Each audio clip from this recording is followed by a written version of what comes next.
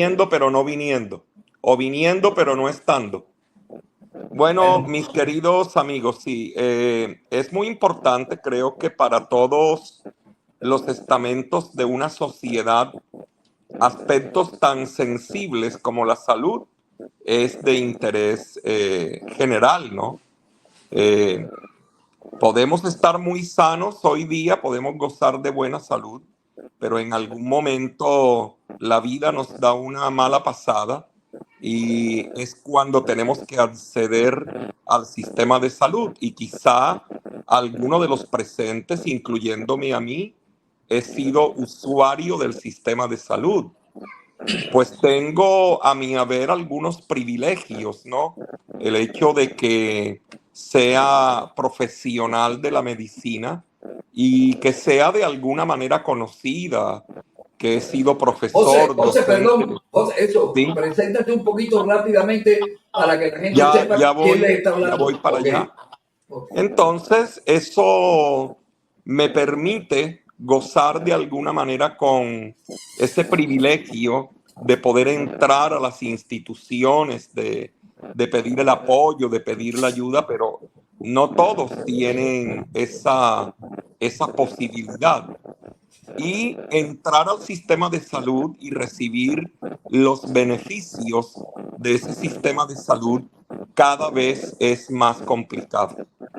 Entonces, para que conozcan un poco de mi vida, yo soy médico egresado de la Universidad Libre en 1985, en junio del 85, y ya estoy en en esta fase avanzada de mi profesión. Me especialicé en medicina interna y en una disciplina que todos han oído por ahí, porque cada vez que algo está mal, decimos, la salud está en cuidados intensivos.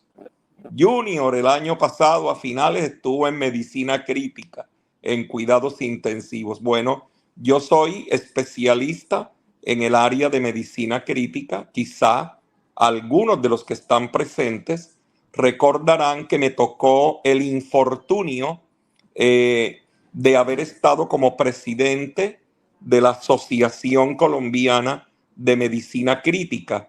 Toda mi vida anhelé ser presidente de una sociedad científica y la asumí en mayo de 2019.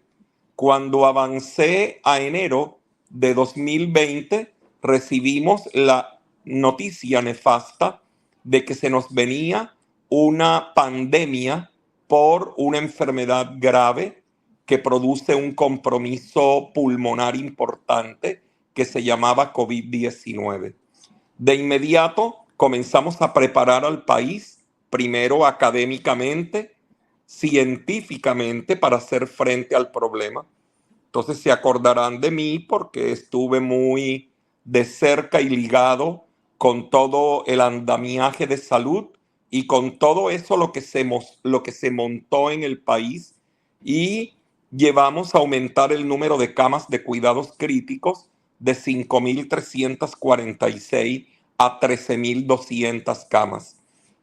Así que fui asesor directo del ministro de Salud Ruiz y bueno, creo yo que es la experiencia mayor de mi vida en el área asistencial y científica. Tuvimos que preparar cerca de 20.000 profesionales de la salud que en su vida habían estado en medicina crítica, pero que a raíz de la pandemia, recuerden que una pandemia es un estado de emergencia y en los estados de emergencia la demanda supera y colapsa la oferta, y eso lo vieron ustedes por televisión todo el tiempo, que las camas estaban llenas y que había personas que morían en su casa o morían en los servicios de urgencia. Entonces quizá ese es el mayor referente que les puedo entregar, pero he sido profesor de pre y posgrado.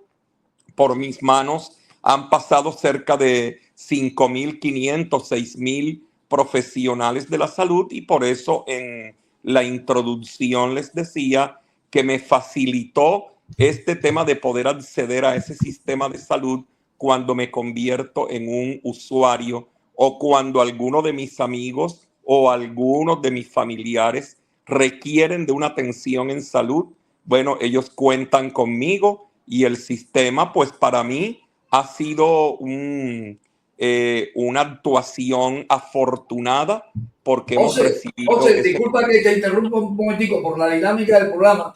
Te quería, tú, uno de los reconocimientos más allá de como colega que te hago, es que a ti la parte de haber sido, ¿cómo te digo?, de estar con la parte administrativa, no te sobrepuso. Tú sigues siendo el mismo científico. De hecho, tú perteneces a organizaciones científicas de muy alto nivel en Latinoamérica, que la gente lo desconoce. Por eso muchos manes, yo los perdono, porque perdono a los señores, no saben a quién están escuchando, que comienzan con a perratear el programa, qué sé yo, porque lo único que les interesa es que si vienen cuenudo o no. Hay un montón de gente de acá que sí nos interesa. Tú fuiste secretario de salud en el Atlántico, ¿no? Correcto, correcto. Yo he estado, como te lo dije, creo que fue el sábado, ¿cuándo fue que nos reunimos? Sí, el sábado, sí, pero la gente no lo sabe. Sí, pues he estado en los dos linderos o en las dos orillas del río. He sido académico asistencial, es decir, profesor, y también me he desempeñado como médico en el área asistencial. Mi último desempeño post-COVID fue ser director de cuidados críticos del Hospital Universidad del Norte, ¿no? Pero también en el 2004 asumí como secretario de salud del Departamento del Atlántico, y esa designación fue eminentemente técnico-científica porque no contaba con ningún tipo de aval político. Así que fue al revés, aquí me tuvieron que dar el aval político una vez asumí el cargo como secretario, siendo gobernador el doctor Carlos Rodado Noriega. Así que ese es como mi background resumido, ¿cierto? Y está pues, bien, José, ya con esto es suficiente. José, el tema que nos atañe hoy es que hace poco hubo una noticia que mucha gente de pronto pasó de largo, la disminución del valor de la UPC, la unidad por cápita. Explica a la gente qué es la UPC y por qué es importante que la gente sepa lo que pasó y por qué pasó esta situación. ¿cuántos nos acompañan en este momento en este chat? 700 personas. Pero te Bien. llegan a escuchar, ayer nos escucharon 10.000. Bien, entonces, si hay 700 personas, 700 ciudadanos colombianos, cada uno de los cuales recibe de parte del gobierno para las EPS, que son empresas promotoras de servicio, un valor que oscila entre 1.500.000 pesos y 2 millones por cada individuo, ¿no? ¿Para qué recibe ese dinero las empresas promotoras de salud? Pues para garantizar que cada uno de los colombianos acceda a los planes de beneficio que son establecidos también en el marco regulatorio. Es decir, cada atención que ustedes, cada uno de ustedes recibe por parte del asegurador y del prestador es respaldado por esa unidad per cápita que es alrededor de 1.500.000, 2 millones. Anual. Esto es anual, por supuesto. Mensual sería cuánto es Eso está alrededor de unos 5.000 pesos por cada individuo. Estoy hablando por día, por día. Si tú multiplicas 5.000 pesos por los 365 días, eso es lo que te da. Y esos recursos proceden de unas fuentes. Las fuentes fundamentalmente son lo que genera cada uno de los trabajadores oficialmente, es decir, estoy hablando de un trabajador que está vinculado a una nómina y que tiene que pagar por eso, por su sistema de salud. Eso es lo que se llama el régimen contributivo que aporta para ese régimen subsidiado, ¿sí? Pero igualmente en cada uno de los impuestos, por cada impuesto también hay un deducible y que son los recursos que el sistema recibe para poder financiar esa UPC que ha sido el motivo de la manzana de la discordia y de esta tremenda problemática con la que ha comenzado el año y que viene a ahondar una crisis de un sistema de salud que viene enfermo de hace ya mucho tiempo, pero que ahora entra en una fase denominada de agudización. Es decir, estamos enfrentando una problemática en donde los recursos no van a ser suficientes para poder resolver todos los problemas de salud. Para que tengan una idea, de cada 100 pesos que se gasta en salud, de cada 100 pesos, perdón, que el sistema recibe por la unidad per cápita, por ejemplo, Nueva EPS se gasta 130 pesos, es decir, recibe 100 pesos de la unidad per cápita y se gastan 130 pesos. Y todas las aseguradoras en este momento están por encima de ese valor, ¿no? Y ese es el motivo de discusión. No va a alcanzar los recursos, el sistema no va a ser sostenible y la traducción de esto es que las clínicas y hospitales comenzarán a perder, obviamente, servicios, a cerrar las puertas. Ya han oído por ahí, se han perdido, se han cerrado las puertas de 1.500 instituciones en Colombia hasta finales de año. Te hago esta pregunta, perdón. Imaginemos que el valor per cápita, la unidad per cápita eran 100.000 pesos mensuales. Estos 100.000 pesos es lo que yo cuesto, vaya o yo no vaya. Así correcto. Como yo no voy y no se usan mis 100.000, se usan en otra persona que de pronto demanda más atención. Okay. Eso es correcto. Se esperaba que esta UPC pasara a un valor más alto para mejorar la calidad de la medicina. Tengo entendido que este gobierno, cuando llegó, consideró que mucha de esta plata se estaba quedando en el camino, en la GPS. ¿O por qué tú crees que este gobierno, que me imagino que no son brutos ni tontos, porque bajan el valor de los PC en vez de subirlo? Bueno, es que ahí es donde está lo que se ha denominado el falso dilema. Es decir, el tema, mis queridos amigos, yo lo tipifico en su interpretación como complejo y grave. Complejo porque los dos frentes tienen en su análisis y en la interpretación de las cosas, de los hechos, tienen razón. Es decir, por una parte, el gobierno plantea unos hechos que son reales. Y lo que es real es que en Colombia la corrupción forma parte, parece ser ya, de la estructura genética, ¿no? Es decir, esa estructura del ADN, aquí en Colombia la corrupción está a todo nivel. Y el gobierno ha encontrado unos datos inconsistentes. Por ejemplo, les han reportado atención por 21,000 usuarios que están muertos, ¿no? O costos de atención en donde el valor en una institución puede costar 21,000 pesos, pero para otras puede estar 250 veces más. Entonces, esa gran diferencia que hay y la inconsistencia de datos y la falta de coherencia en la información es lo que lleva al gobierno a decir: señor, ustedes están mal utilizando los recursos, se están enriqueciendo.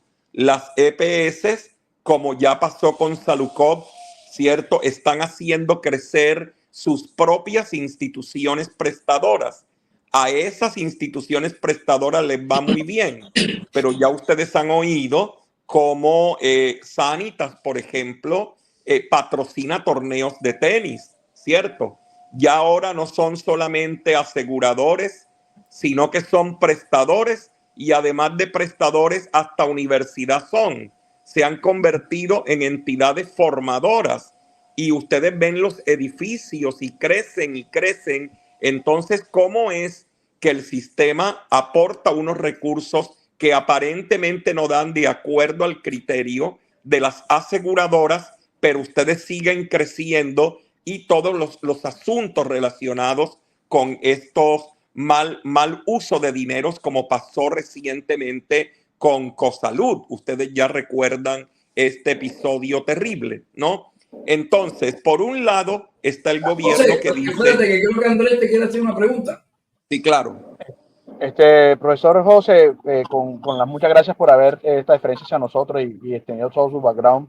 Es muy importante, digamos, hacer la salvedad a la gente, como usted lo está haciendo, que no es un capricho del gobierno, ¿no? O sea, no es que el gobierno haya dicho yo voy a bajar o no voy a otorgar el valor de la UPC porque yo quiero poner un número X o cualquier número que se le ocurrió a alguna persona. Es porque hay una base, ahora mismo realmente una base una data que es en la que se están fortaleciendo, que es en el informe de la ADRES de ahora de noviembre, en donde efectivamente, como usted ya lo dijo, hay una, digamos, hay unas inconsistencias, perdóneme la redundancia de la palabra, una inconsistencia tanto en la veracidad de la información como en el mismo suministro de la información. Es decir, para ponérselo más castizo a la gente, dicen que por lo menos hubo 3, 4 personas atendidas en un parto, por ejemplo, chicas en un parto, pero cuando van y revisan la información de las 5 que hicieron, 2 no existen o 2 fallecieron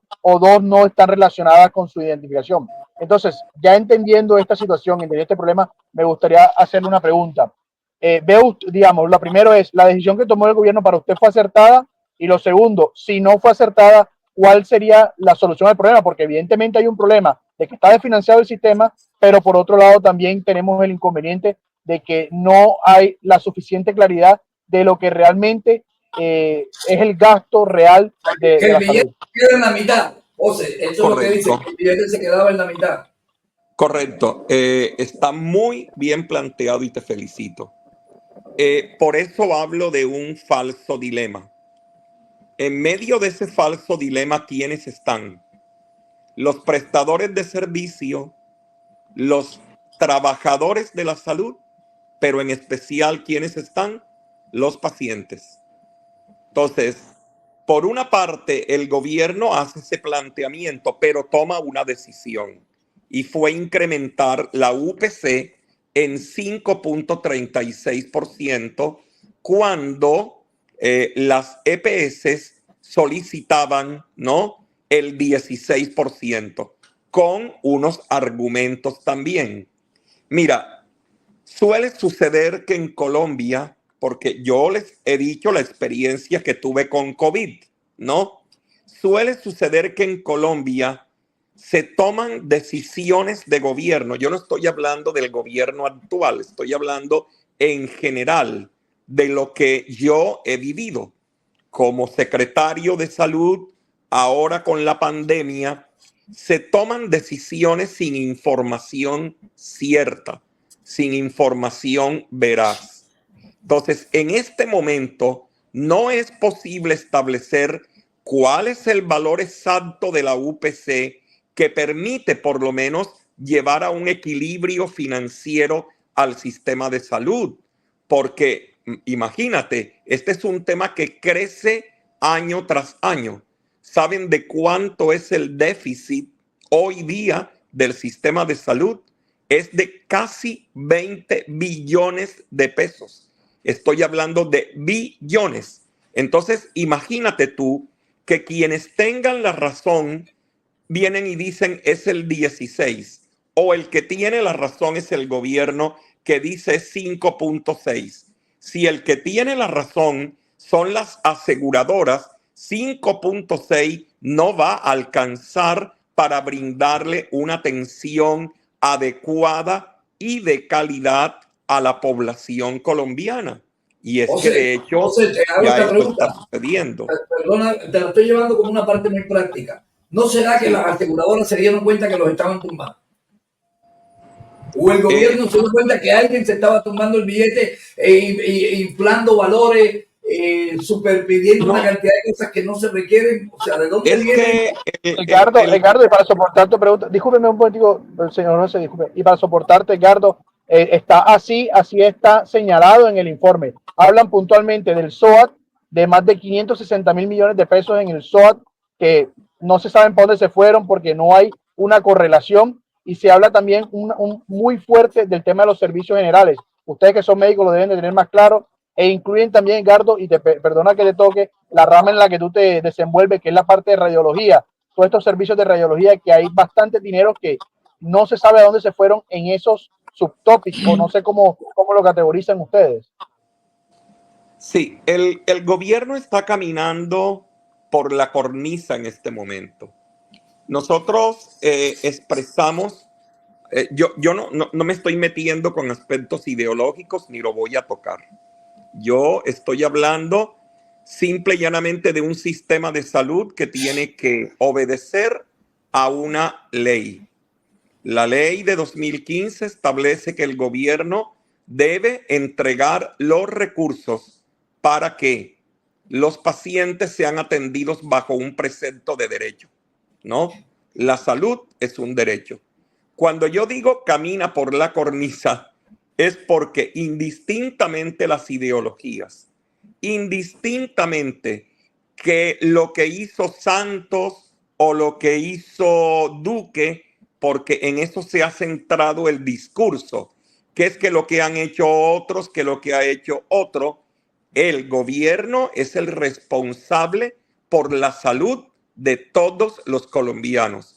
Y como haya hecho un análisis apresurado o con base en una información incierta, contradictoria y como tú dices, de pronto insuficiente, ¿no? Si esa información no ha sido adecuada, se está tomando de todas maneras una decisión que puede ser equívoca, y al momento en que nos demos cuenta que miércoles ahora voy a buscar recursos, ¿cuáles recursos? Vamos a suponer que el ministerio diga y reconsidere, como se ha planteado en las últimas horas, van a comenzar a darse mesas de trabajo con todos los actores, inclusive van a vincular personal especializado a nivel internacional para que evalúe técnicamente la situación. Porque por un lado, los gremios, las instituciones hospitalarias y clínicas, las asociaciones científicas le piden al gobierno, estamos como en Venezuela, ¿no? Muéstreme con base en qué elementos técnicos usted estableció que era 5.36%, porque el análisis técnico nuestro es 16%. O sea, fallan los entes de control. Bien, los entes bueno, de control son los que están lo que ha fallando pasado. Y el pueblo Es está en lo que la ha mitad. pasado. Y el pueblo está en la mitad. Es decir, estamos en una línea de fuego. Por eso Exacto. se llama ese dilema falso. Es un dilema falso porque suceda lo que haya sucedido con los dineros de salud, lo que no puede ocurrir es que de aquí en adelante se malgasten y se utilicen para cosas que no son esos dineros de la salud. Doctor José. Las empresas terminan haciendo universidades. Por ejemplo, Sanita, la universidad de la Clínica Colombia es de Sanita. Y se supone que ellos no tienen un crecimiento horizontal tan grande. O sea, ellos no deberían tener tantas IPS. Ellos tienen Doctor un número José. determinado de IPS. Perdón, José. Por ejemplo, las IPS somos nosotros los médicos que prestamos un servicio. Pero resulta que ellos mismos han generado sus propias IPS. Entonces, cada día hay una oferta menor. Dime, José. Bueno, con un saludo y un agradecimiento al doctor José por toda esa claridad en el tema que lo ubica uno realmente en el tiempo y en el espacio de la situación. Ante eso que usted planteaba ahorita como un dilema falso, ¿qué opina usted de alguna solución que se plantea? Porque usted lo hace muy claro, hay una ley que dice el gobierno no puede aguantar los giros o no puede hacer los aumentos respectivos, él tiene que garantizar la salud. Ante eso, ¿usted cómo ve una solución del famoso riesgo compartido entre el gobierno o el Estado y las aseguradoras? ¿Cómo lo ve usted?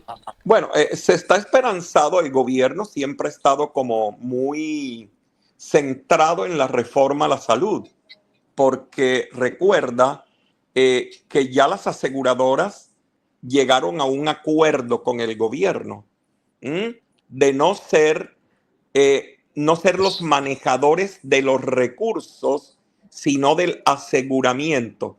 No es un aseguramiento financiero.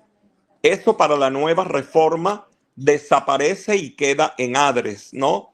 que sería como el banco del Estado para el manejo de los recursos. ¿Y sabes en dónde está el desacuerdo al que no se ha llegado realmente a resolver? El tema de el riesgo, la gestión Claro. del riesgo es un tema que está también en una franja gris, porque muy seguramente no va a resolver ese tema directamente el asegurador cuando ya no tiene a su haber el manejo de los recursos, porque ¿cómo manejas tú el riesgo de la enfermedad, ante todo de la enfermedad grave, costosa, de esa enfermedad huérfana? No lo puedes resolver sin recursos, y esto un asegurador no te lo va a aceptar. Tenemos que trascender. Sí, dime. No, Claro, José, te quería hacer la claro. pregunta, llevando, porque sabes que esto es un espacio deportivo y creo que nos estamos alargando un poquito. ¿En qué perjudica a ese man que se está burlando, que tiene una EPS, que está muerto de risa, que dicen que esto no les interesa? ¿En qué lo puede perjudicar cuando esta persona, como dijiste No, tú claramente, terrible. mira, mi mamá, por ejemplo, yo soy médico y tuve todas las condiciones médicas en este momento, y con todo eso hubo fallas del sistema que arranca desde la universidad, perdón William, desde la universidad, de personas que salen de una universidad sin estar bien preparadas, porque más de una universidad le interesa que el alumno pague y no su formación. Te lo digo yo como profesor universitario, da vergüenza que algunos muchachos sigan siendo médicos y lleguen y se gradúen como médicos, son copia y pega en un computador, no tienen la destreza para manejar un paciente. Entonces voy al fondo, esta gente que no tiene un familiar médico, ¿qué los espera? No, es que el asunto viene como en una cascada de acontecimientos. No generas la UPC, vamos a suponer que esté por debajo de lo que realmente se requiere para garantizar la sostenibilidad del sistema. ¿Qué viene de ahí abajo? Pues perjuicios para las instituciones prestadoras. Cierran las puertas, cierran servicios y se van ¿quiénes? Los trabajadores de la salud, ¿no? Fuera de esto, las entidades prestadoras, recuerda que la IPC de Colombia, la IPC está alrededor del 5.1, pero recuerda que subió el costo de vida en un 9.3%. Es decir, las IPS reciben menos recursos y le cuesta más. ¿Quiénes se van? Los médicos. ¿Quiénes se van? Las enfermeras. ¿Quiénes van a atender? Entonces, la cita de especialista que estaba a 3 meses, ahora va Volvemos a a la estar salud, a 6 volvemos a pagar meses. la salud. Claro, Mira, si tú vas a ¿quién televisión, paga no con te atiendes, esto? vas a pagar medicina particular. Dime, El William. Ricardo, paciente. perdóname que me meta así de frente y digamos, pero es muy interesante el tema, pero yo creo que estamos haciendo una línea de tiempo, o sea, estamos hablando en la línea de tiempo y estamos llegando al tiempo infinito o al tiempo final, cuando el sistema en sí colapse. Cuando te digo colapse de verdad, es decir, cuando realmente se cierren las brechas, las diferencias económicas entre lo que debe ser la UPC y lo que realmente le cuesta a la EPS, porque como te dije al comienzo, la base de la discusión es que no sabemos realmente cuánto nos cuesta o cuánto le Correcto, cuesta al país una persona. correcto. Entonces, ahora mismo el negocio, aún con eso, sigue siendo rentable. ¿Me explico? O sea, sigue siendo rentable en términos, en términos del dinero que hay o el dinero destinado para eso y en términos del informe que salió. O sea, no estamos diciendo que es que no hay dinero para sostener. Te quiero hacer una precisión, ¿cierto? Okay, claro que porque sí. es que también, yo vuelvo, insisto, el tema es complejo. Cada quien está aportando sus elementos con qué hacer el ajuste de la UPC. Te recuerdo que la UPC de hoy para 2025 procede del análisis del comportamiento de las EPS, de la información que entregaron, que alguna fue falsa, que alguna fue insuficiente, de 2023. La UPC para 2026 se construye a partir de la información de 2024 y eso no es un análisis de un día, eso es un análisis que en línea de tiempo comienza una vez comienza el periodo de este año. Por ejemplo, para 2025, el análisis de 2024. No toma en cuenta William que iba a hacer un comentario. ADRES no es la entidad que esté bajo la regulación de los análisis financieros actuariales. ADRES es un banco. Ahí no entendemos por qué ADRES mete la cuchara, que eso realmente genera ciertas inquietudes. Pero como comenzaste el planteamiento, esa es la gran preocupación. Y ojo, no tenemos que llegar a extremis, que es cuando todo se apaga. No, es que se está apagando. Los pacientes están dejando de recibir la quimioterapia. El diabético está dejando de recibir los medicamentos antidiabéticos. Observa el desarrollo. José, está bien, pero ¿cuál es la manera de acabar esta corrupción en la salud? Tú que estuviste ahí. Padres, que se han tenido los elementos con qué, pero es que la corrupción toca la Contraloría, la corrupción toca la Procuraduría, la corrupción toca la Supersalud. Entonces, hombre, estamos pagando ahora todo el daño que se ha hecho por la falta de control que el gobierno ha tenido para con el uso de los recursos. Ahora es que se vienen a dar cuenta que es que los muertos, ahora es que se vienen a dar cuenta que es que los informes no corresponden o generan dudas por la manera como se construyen y cómo se reportan, cómo se analizan y cómo se interpretan. Ahora, no, esto es un tema que viene de mucho antes, solo que este gobierno Espérate, José, que está William. No, entonces estamos llegando a esta conclusión. Vienen de hace mucho tiempo y ahora se están reventando esos problemas. Es lo que te percibo que me está diciendo. Más allá de cualquier tendencia política. Dime, William. Ricardo, pero los problemas siempre han sido denunciados históricamente. Lo que pasa es que efectivamente no se